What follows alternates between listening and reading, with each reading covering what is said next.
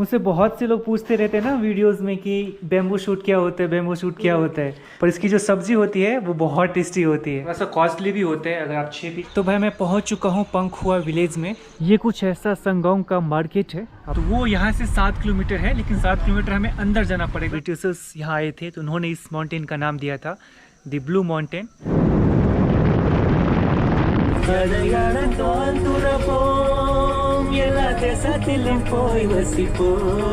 भाई अभी अभी यहाँ पे फ्रेश लैंडस्लाइड हुआ है और काफी खतरनाक ये जगह है। और ऐसे कुछ जगह होते हैं जहाँ पर मेजर स्लाइड होती है, काफी रिस्क रहता है, काफी खतरा रहता है ऐसे समय में यहाँ पर ट्रैवल करने में।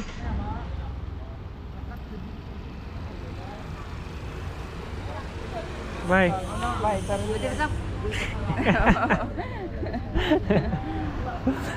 Bye bye, nice to meet you, bye. तो भाई रात में हम रुके थे इन लोगों के साथ में और अभी दिन हो चुका है, समय हो चुका है यहाँ से निकलने का। फ़िलहाल इस वक्त मैं सिहा शहर में हूँ और आज मैं यहाँ से जाने वाला हूँ। मैं कहाँ जाने वाला हूँ मुझे मालूम नहीं। मुझे तो जाना है चम्फाई के लिए, क्योंकि चम्फाई यहाँ से बहुत दूर है, करीब 350 किलोमीटर है। तो एक्चुअली यहाँ से जाने के लिए जो सबसे बेस्ट रूट है वो तो वही है कि आप यहाँ से चले जाओ लॉन्ग तलाई से वो हाईवे लेकर आप जाओगे, तो वो बेस्ट रूट है। लेकिन मैं उस रूट से नहीं जाने वाला हूँ। तो भाई मैं अभी सिहा शहर के इस कॉर्नर पे आ चुका हूँ और एक्चुअली मैं बताऊँ आपको तो मैं यहाँ से जाने वाला हूँ तुईपुई की तरफ, क्योंकि चम्फाई जाने के लिए मुझे या तो मैं लॉन्ग तलाई वाले रास्ते से जाता जैसे मैंने आपको पीछे बताया था, या फिर तुईपुई जो कि कच्ची सड़क है, ऑफ बीट एरिया है और वो यहाँ से है करीब 125 किलोमीटर। तो 125 किलोमीटर की दूरी मुझे तय करनी होगी तुईपुई पहुँचने के लिए। और फिर मैं नाथियाल ही है शायद, पता नहीं मैं प्रोनाउंसिएशन सही कर रहा हूँ कि नहीं। तो नाथियाल वाले रूट से होकर, नाथियाल जाने के लिए मैं लॉन्ग तलाई से होकर भी जा सकता हूँ, लेकिन मुझे जाना है तुईपुई वाले रास्ते से ही, क्योंकि मुझे ऑफ बीट एरिया देखना है और फिर वहाँ से नाथियाल होते हुए मैं चम्फाई के लिए जाऊँगा। और वैसे भी इस रूट में जहाँ मैं जाने वाला हूँ मोस्टली मैं बर्मीज़ बॉर्डर के करीब से होकर ही जाने वाला हूँ, तो मज़ा आने वाला है। So let's start our journey. ये कुछ ऐसा मार्केट है, बहुत सारी टैक्सी सूमो भी यहाँ पे लगी हुई है। तो यहाँ से लॉन्ग तलाई, कोलचो, तुईपांग या फिर चाखिन वगैरह के लिए डायरेक्ट सूमो आपको मिल जाती है। भाई इस रूट में जितने भी पेड़ दिख रहे हैं ना, ये सारे जो पेड़ है वो मारा ऑटोनोमस के द्वारा ही लगाए गए हैं और बहुत और काफ़ी सुंदर लग रहे हैं। अभी रिसेंटली ही शायद लगाए, मेरे ख्याल से 1-2 साल पहले ही। क्योंकि पेड़ों की साइज़ देख के लग रहा है कि शायद 1-2 साल पहले लगाए गए होंगे और अच्छा लग रहा है, क्योंकि दूसरी तरफ पहाड़ी का हिस्सा है ना और इस तरफ भी पेड़ लगने से एक तो मिट्टी भी स्ट्रांग होता है, स्लाइड को काफ़ी हद तक कंट्रोल रहता है, और दूसरी चीज़ की गर्मी के समय में एक छांव की तरह भी काम आता है। तो काफ़ी अच्छे फ़ायदे होते हैं और पेड़ का तो इतने सारे फ़ायदे हैं कि हम बता नहीं सकते। इसलिए पेड़ लगाना बहुत ज़रूरी है ताकि गर्मी को कंट्रोल कर सके। जो ग्लोबल वार्मिंग बढ़ रही है इसको कंट्रोल करने के लिए बहुत ज़रूरी है कि हम जितना ज़्यादा हो सके पेड़ लगाएं, क्योंकि ना चाहते हुए भी डिफॉरेस्टेशन हो ही रहा है, पेड़ बहुत ज़्यादा कट रहा है। तो जितना पेड़ लगाया जा सकता है वो ज़रूर लगाना चाहिए। यहाँ से मैं आपको एक बहुत ही खूबसूरत नज़ारा दिखाता हूँ शहर का। Wow, what a beautiful. देखो भाई, यहाँ से हम आए हैं सिहा शहर से। सामने की तरफ जो आपको फॉरेस्ट एरिया दिख रहा है, ये मारा ऑटोनोमस डिस्ट्रिक्ट काउंसिल जो फॉरेस्ट डिपार्टमेंट है उनके तरफ से इस एरिया को रख रखाव किया गया है। और नीचे कई सारे खूबसूरत पार्क भी बनाए गए हैं। जब मैं नीचे से आ रहा था तो मैंने देखा रास्ते में बहुत से खूबसूरत पार्क मुझे रास्ते में दिखा था। और रास्ता तो भाई बहुत ही कर्व वाला है, जिग-जैग वाला, ऐसे घूमते ऐसे करके घूमते हुए ऊपर की तरफ आया हुआ। और अबे ये क्या है ना कि कोई भी भाई मुझे यहाँ का मिलता है ना तो मुझे ऐसे कुआ दे देता है। हालांकि मैं खाता नहीं हूँ, लेकिन मैं किसी को मना भी नहीं करता, तो मैं दे देता हूँ। भाई साहब क्या ही खूबसूरत नज़ारा लग रहा है, ऐसा लग रहा है बादल बिल्कुल मेरी आंखों के सामने तैर। फिलहाल मैं अभी पहुंच चुका हूं बोलपुई। ये एक छोटा सा मार्केट है यहाँ पे। एक्चुअली जिस सर ने मुझे लिफ्ट दिया था वो मिजोरम रेवेन्यू डिपार्टमेंट में काम करते हैं, तो उनको अभी आगे और जाना है यहाँ से 70 किलोमीटर, लेकिन उन्हें कुछ ऑफिशियल वर्क है तो इस वजह से वो यहाँ पे उनको टाइम लगेगा। तो उनके जो ब्रदर है ना वो सेम रूट में ही जाने वाले हैं आगे की तरफ। उन्होंने बोला कि नेक्स्ट 70 किलोमीटर वो आपको आगे ड्रॉप कर सकते हैं। पर कमाल की बात ये है कि अब तक मैं जितनी दूरी तय किया हूँ मुझे कंक्रीट वाले रोड ही देखने को मिले, क्योंकि जब मैंने गूगल मैप पे इस रूट को देखा था तो मैंने जो अंदाज़ा लगाया था वो यही कि शायद मुझे कच्ची रोड मिलेगी, लेकिन यहाँ तक तो कोई कच्ची रोड नहीं देखने को मिली। You follow him, okay? Yeah, this way, na? Okay. Okay, thank you so much, sir. Okay. Thank you so much. I'll be behind you. Okay. तो सर को एक्चुअली ऑफिस में काम था, वो मिज़ोरम रेवेन्यू डिपार्टमेंट में काम करते हैं, तो अभी मैं उनकी जो भाई है उनके साथ में ही जाने वाला हूँ।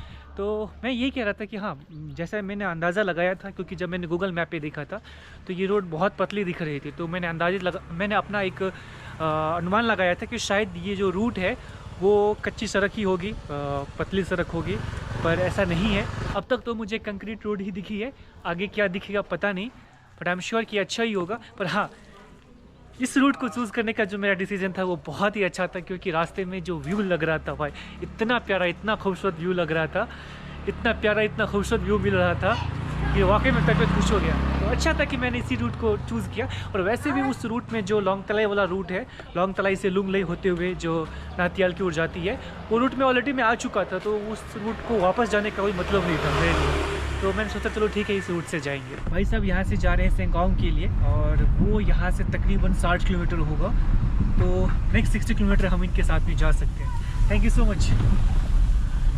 तो अगले 60 किलोमीटर में आपको बताऊँ, रूट काफ़ी खूबसूरत है और पतली रोड ही है, बहुत चौड़ी नहीं है, पर दोनों तरफ आपको मैं दिखाऊँ काफ़ी हरियाली, काफ़ी ग्रीनरी सीनरी आपको देखने को मिलेगी। दूसरी तरफ मैं दिखाऊँ तो एकदम क्लाउड के साथ में जो माउंटेन का व्यू है वो बहुत ही खूबसूरत है। ऐसा लग रहा है कि बादल बिल्कुल पहाड़ों के ऊपर में तैर रहा हो, ऐसा नज़र आ रहा है मुझे, और बहुत ही खूबसूरत व्यू है, काफ़ी ग्रीनरी, काफ़ी लश ग्रीनरी। बारिश हुई थी ना दिन में, तो इस वजह से और भी ज़्यादा ये ग्रीनरी क्लैरिटी के साथ में निकल गया। ये बहुत खूबसूरत व्यू लग रहा है भाई। और इस तरफ का व्यू दिखाऊँ मैं आपको, तो बिल्कुल खूबसूरत हिल्स। इस रास्ते में ट्रैवल करने का एक अलग ही मज़ा है, बहुत अच्छा लग रहा है इतने खूबसूरत सीनरी व्यू के साथ में। राइट साइड में जो आपको पहाड़ दिख रहे हैं, ये पूरे मिज़ोरम का हाईएस्ट माउंटेन है, फोंगपुई तलांग बोलते हैं इसे। यहाँ से मैं आपको दिखाऊँ, बहुत ही खूबसूरत व्यू लग रहा है। ये सामने जो ऊंची चोटी दिख रही है आपको, ये पूरे मिज़ोरम का हाईएस्ट माउंटेन पीक है। वोम्बू। Okay, that is Phawngpui Tlang, highest mountain peak in Mizoram. अभी हम MADC से चलकर LADC में आ चुके हैं। LADC यानी कि लाई ऑटोनोमस डिस्ट्रिक्ट काउंसिल। तो इस वाले रीजन में मोस्टली लाई ट्राइब्स के लोग ही रहते हैं। इनफैक्ट जो भाई साहब ने हमें लिफ्ट दिया है वो भी लाई कम्युनिटी से ही है। और अभी हम इस तरफ जा रहे हैं, तभी तो पूरा जंगल ही एरिया है, बस्ती मुझे कम ही नज़र आ रहा है। और आगे बस्ती मिलेगी तो मैं थोड़ा सा दिखाऊंगा आपको, और फिलहाल दिखाऊं तो ये कम्प्लीटली पूरा फॉरेस्ट का एरिया है, और जंगल के बीच से ही होकर ये सड़क गई हुई है। काफ़ी सारे बाइकर दिखे मुझे इस रूट में यार, पर नज़ारे बहुत खूबसूरत है। You understand Hindi? No? Little bit? Not at all. भाई साहब हिंदी बिल्कुल नहीं समझते।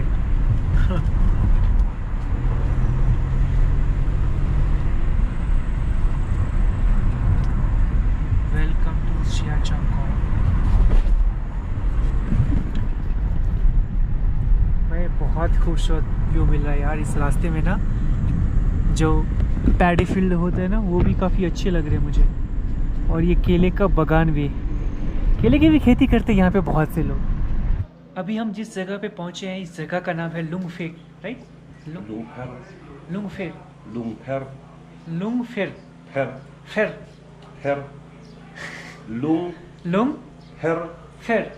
लुंगफेर। जिस जगह पे भी हम पहुँचे हैं, इस जगह का नाम है लुंगफेर। और यहाँ पे एक अच्छा सा होटल है, यहाँ पे भाई साहब ने हमें लिफ्ट दिया था। हेलो। और इसे सामने में बताऊँ, अभी हमने चाय और chow mein, what you call in chai in Lai, in your language Lai? थिंगपी। इन लुसे ऑल्सो थिंगपी ना? थिंगपोई लुसाई। हाँ, लुसाई थिंगपोई। And lie? लखपक। तो लाई में से लखपक बोलते हैं, थिंगपुई यानी कि लुसाई में बोलते हैं। ये हमने सुनते हुए आया था, तो अभी नया वर्ड एक जानने को मिला। So let's have a tea, then we will move.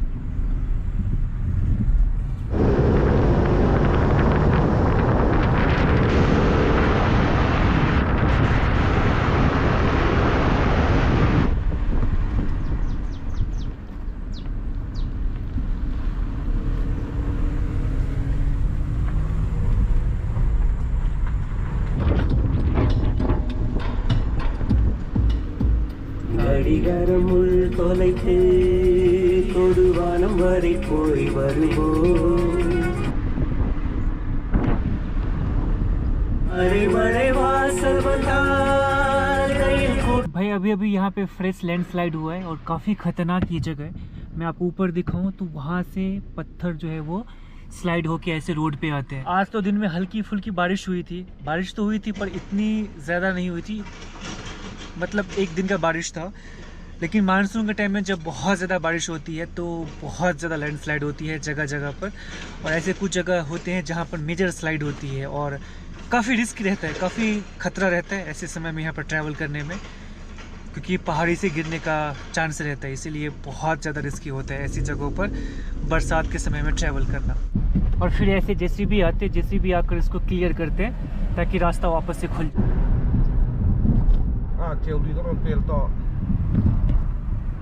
Blue mountain, okay, that is considered the highest mountain in Mizoram. वाह, तो भाई इसे ब्लू माउंटेन भी कहते हैं और ब्रिटिशर्स ने इसका नाम रखा था ब्लू माउंटेन, क्योंकि ये देखो भाई कितना खूबसूरत लग रहा है।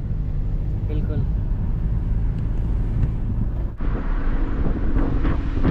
वाह भाई कितना प्यारा मौसम हो रखा है, बहुत ज़्यादा बादल लगी हुई है, बारिश बहुत तेज़ होने वाली है आज रात में ना इन एरियाज़ में। उन घरों को देखो यार जो पहाड़ों की शिखर पे है, क्या मज़ा आता होगा उन लोगों को, पर बारिश में तकलीफ़ भी होती है। ज़्यादा बारिश होने से इलेक्ट्रिसिटी चली जाती है, फिर आपका फ़ोन भी चार्ज नहीं होता और इंटरनेट कनेक्टिविटी भी काफ़ी वीक हो जाती है इन एरियाज़ में, क्योंकि बारिश होती है तो कई जगह ऐसे तार वार का जो पोल है वो निकल जाता है, तो फिर यहाँ की इंटरनेट कनेक्टिविटी भी चली जाती है, तो प्रॉब्लम्स भी होती है भाई। दूर से देखने में तो अच्छा है पर प्रॉब्लम्स भी होती है फिर।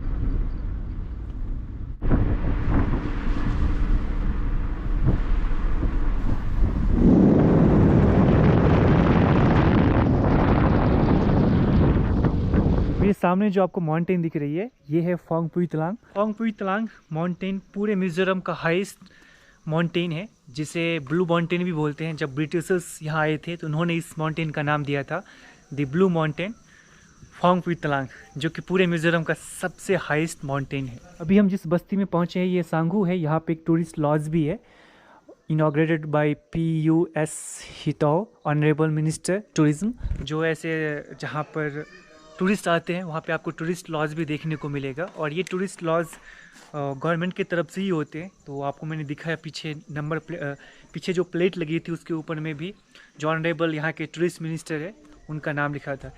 This is government tourist lodge, हाँ government, this is government tourist lodge, government ना। तो भाई ये गवर्नमेंट टूरिस्ट लॉज भी हमें यहाँ पे देखने को मिले, काफ़ी हेल्पफुल है ये भाई साहब भी। जब हम यहाँ पे पहुँचे संगाऊ, दिस इज संगाऊ ना, तो ये मुझे यहाँ पर ले गए टूरिस्ट लॉज में। एक्चुअली ये चाहते थे कि शायद मैं यहाँ पे स्टे करूँगा क्योंकि शाम हो चुकी है और ये ऑन द वे है नाथियाल की तरफ। तो मैंने इनको बोला कि नहीं, मैं ऐसे एक्चुअली मैं लॉज या ऐसे जगह पे स्टे नहीं करता हूँ, मैं अपने साथ में टेंट कैरी किया हूँ, या तो मैं टेंट में स्टे करता हूँ या फिर ऐसा कुछ लोकल मिलता है तो मैं स्टे करता हूँ। तो उन्होंने बोला कि जो इनका जो गाँव है, व्हाट्स योर विलेज ने, योर विलेज ने पांगखुआ, तो वो यहाँ से 7 किलोमीटर है, लेकिन 7 किलोमीटर हमें अंदर जाना पड़ेगा राइट साइड की तरफ, ये ऑन द वे नहीं आते। तो इन्होंने बोला कि अगर आप चाहो तो आप मेरे विलेज आ सकते हो पांगखुआ। तो मैंने बोला ठीक है, कोई दिक्कत नहीं, 7 किलोमीटर है, कोई ज़्यादा नहीं है। तो फिलहाल अब हम इनके साथ ही इनके विलेज की तरफ जा रहे हैं। सीधा रोड चला गया नाथियाल की तरफ, पर भाई साहब का जो गाँव है वो राइट साइड की तरफ है। तो इस वाले रोड में यहाँ से 7 किलोमीटर अंदर इनका गाँव है। तो फिलहाल मैं अभी इनके साथ ही इनके गाँव में ही जाने वाला हूँ, और क्योंकि शाम हो चुकी है, तकरीबन 5 बज गए, अभी आगे बहुत ज़्यादा ट्रैवल कर भी नहीं सकते, हिली रीज़न है कम्प्लीटली। तो शाम के टाइम वैसे भी इतना सेफ़ नहीं होता ऐसी जगहों पर ट्रैवल करना। सो आज मैं स्टे करने वाला हूँ इनके गांव में ही, और कल सुबह मैं यहाँ से निकलूँगा नाथियाल के लिए। ये कुछ ऐसा संगाऊ का मार्केट है, आपको मैं दिखाऊँ, कुछ शॉप्स आपको देखने को मिलेगी। इस तरह भी कई सारे शॉप्स हैं, एक छोटा सा टाउन बोल सकते हो आप इस जगह को। तो इस वजह से आपको यहाँ पे टूरिस्ट लॉज भी देखने को मिल जाती है, क्योंकि जो मिज़ोरम के लोग हैं वो भी शायद ट्रैवल करते हुए यहाँ पे आते होंगे। एक ठीक ठाक सा मार्केट है, छोटा सा टाउन है, तो इस वजह से हमें ऐसी जगहों पे आपको टूरिस्ट लॉज मिल जाती है। सयाहा में भी आपको कई जगह टूरिस्ट लॉज मिल जाती है। मौसम काफ़ी ज़्यादा ठंडा हो चुका है, बारिश हुई थी और हल्की हल्की हवा भी चल रही है। बादल भी ट्रैवल करते हुए आपको नज़र आते हैं शाम के टाइम या दिन के टाइम भी, जब बारिश होती है हिली रीजन में। तो कुछ वैसा ही है, आप देखोगे ऐसे आपको क्लाउड्स ट्रैवल करते हुए दिखेंगे यहाँ पे। अच्छा लग रहा है, हल्की हल्की हवा चल रही है, बहुत अच्छा लग रहा है। तो भाई नीचे से एक नदी बहती हुई है, छिमतुईपुई, आपको मैं दिखाऊं। और नदी के उस तरफ जो पहाड़ दिख रहे हैं वो आपका म्यांमार का हिस्सा है, तो वो आप म्यांमार में चले जाओगे। और इस वाले हिस्से में भी मैं देख रहा हूँ कि जहाँ मैं जा रहा हूँ पूरी रोड बनी हुई है, पक्की सड़क है, कंक्रीट की रोड है और प्रॉपर तरीके से बनी हुई है, ब्रोकन भी नहीं है, बहुत अच्छी कंडीशन में रोड है। जबकि बारिश होती है, स्लाइड होती है तो रोड टूटता भी है, बट स्टिल मुझे बहुत अच्छी कंडीशन में यहाँ की रोड दिख रही है। और सामने वाले जो पहाड़ दिख रहे हैं आपको उस तरफ, वो बर्मा का हिस्सा है। एग्जैक्टली अभी हम बर्मा बॉर्डर के पैरेलल ही चल रहे हैं। तो मेरे पीछे जो आपको दिख रही है पहाड़, वो सारा पहाड़ बर्मा के अंदर आता है। तो यहाँ से एग्जैक्टली मैं बर्मा के बॉर्डर को देख पा रहा हूँ। तो भाई मैं पहुँच चुका हूँ पंखुआ विलेज में, और मैं बता दूँ अभी शाम के समय है, कुछ ऐसा खूबसूरत सा ये व्यू है पंखुआ विलेज का। और सामने की तरफ जो आपको पहाड़ी दिख रही है, एक्चुअली वो पहाड़ी म्यांमार के अंदर आता है। वहाँ पे जो विलेज आपको मिलेगा, उस विलेज का नाम है बुंग तुलांग, जो कि म्यांमार बॉर्डर के पास में इंडिया में आखिरी विलेज है। तो वो पहाड़ी की चोटी से पहले बुंग तुलांग विलेज है, और वो पहाड़ी की चोटी तो आपका म्यांमार का हिस्सा हो जाता है उसके पीछे की तरफ। और ये कुछ ऐसा ये खूबसूरत सा शाम के समय इस गाँव का व्यू है, बहुत सुंदर। बारिश हुई है ना तो मौसम बहुत अच्छा हो गया भाई। मुझसे बहुत से लोग पूछते रहते हैं ना वीडियोस में कि बैम्बू शूट क्या होता है, बैम्बू शूट क्या होता है। तो जो लोग नॉर्थ ईस्ट से हैं वो तो समझ गए होंगे कि बैम्बू शूट क्या होता है, और जो लोग आउटसाइड नॉर्थ ईस्ट होंगे उनके लिए मैं बता दूं, ये कुछ ऐसा बैम्बू शूट होता है जैसे आप बैम्बू बांस होता है ना, बांस बिल्कुल वैसा ही, और उसकी जो रूट होता है जड़, उससे ऐसे बैम्बू शूट निकालते हैं। बिल्कुल बहुत कच्चा होता है ये, पर इसकी जो सब्जी होती है वो बहुत टेस्टी होती है। तो अभी दिखाऊं मैं, तो दीदी जो है अभी वो बैम्बू शूट को छील रही है, और शायद आज सब्जी बनने वाला है बैम्बू शूट का ही। You understand Hindi? No. Okay okay. तो फिलहाल देखो अभी दीदी जो है वो बैम्बू शूट तैयार कर रही है। वेरी टेस्टी ना bamboo shoot? Very tasty. 100 for 1, 2, 3, 4, 5, 6 piece. 6 piece 100 rupees. Okay okay. तो भाई बैम्बू सूट थोड़ा सा कॉस्टली भी होता है, अगर आप 6 पीस लेते हो तो 100 रुपीज़ की आती है, बट बहुत अच्छा इसका टेस्ट होता है, ऑथेंटिक टेस्ट होता है। तो जो लोग भी आउटसाइड नॉर्थ ईस्ट इस वीडियो को देख रहे होंगे, मेरे दोस्त लोग, वो अभी आप समझ गए होंगे कि बैम्बू शूट क्या होता है, क्या होता है। बहुत से लोग पूछते रहते हैं मुझसे कि क्या होता है बैम्बू शूट, क्या होता है। तो जो लोग नॉर्थ ईस्ट से होंगे, किसी भी स्टेट से, वो तो इससे फैमिलियर होंगे बैम्बू शूट से। बाहर के लोगों के लिए नया टर्म होता है ये, क्योंकि हमारे यहाँ तो बैम्बू शूट नाम भी नहीं सुना होता, खाना तो बहुत दूर की बात है। इन माई प्लेस ना there is no bamboo shoot. घर बनाने से लेकर खाने तक बैम्बू यहाँ पे सबसे कॉमन चीज़ है। तो ऐसा होता है बैम्बू शूट, जिसकी सब्जी आज बनने वाली है।